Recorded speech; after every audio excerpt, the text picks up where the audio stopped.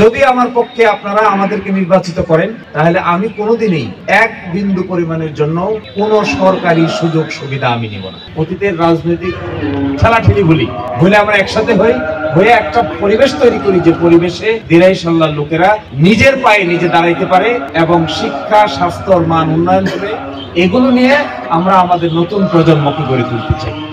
এইটাই হবে আমাদের মূল উদ্দেশ্য। আমি সুযোগ পাইলে আপনাদেরকে একটা কথা বলে যাই, আমি সুযোগ পাইলে অতীতের রাজনৈতিক এই ঠেলাঠেলি একদম বন্ধ করে দিতে চাই। আমরা এক মঞ্চে যে দল করি না কেন এক মঞ্চে দাঁড় করাতে চাই।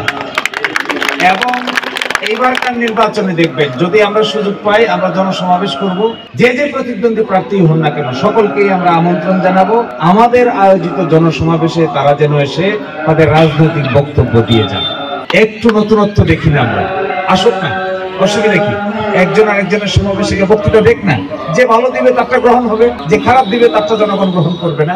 এবং আমি আগেও ঘোষণা করেছিলাম এখনো বলি, যদি আমার পক্ষে আপনারা আমাদেরকে নির্বাচিত করেন তাহলে আমি কোনোদিনই এক বিন্দু পরিমাণের জন্য কোনো সরকারি সুযোগ সুবিধা আমি নিব না।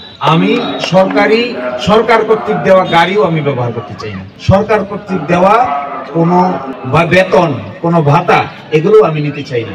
এগুলো সব জনগণের জন্য উন্মুক্ত হয়ে যাবে।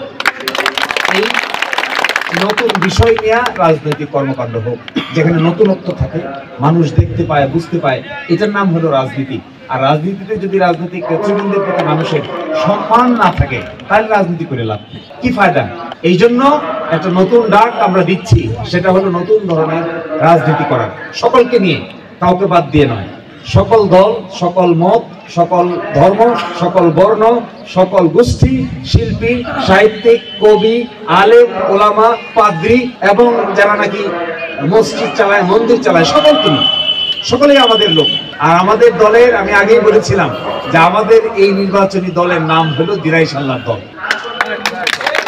এখানে কে কোন দল করি না করি তার চেয়ে বেশি ইম্পর্টেন্ট হলো আমরা আমাদের দিরাই সাল্লাহকে নতুন করে সাজাইতে চাই। আমাদের দলের নাম হলো দিরাই সাল্লাহ দল।